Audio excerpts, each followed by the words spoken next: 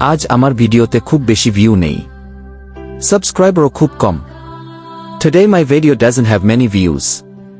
And I don't have many subscribers either. কিন্তু আমি থামব না। But I won't stop. কারণ আমি জানি। Because I know. শান্তি ছড়িয়ে দেওয়ার কাজটা সংখ্যার জন্য না। Spreading peace is not about numbers. এটা হৃদয়ের জন্য। It's about touching hearts. হয়তো আজ কেউ দেখছে না। Maybe no one is watching today.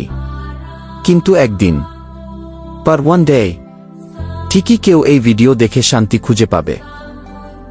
Someone will find peace through this video. ধীরে ধীরে, slowly, প্রতিটা চেষ্টা আমাকে এগিয়ে নিয়ে যাচ্ছে।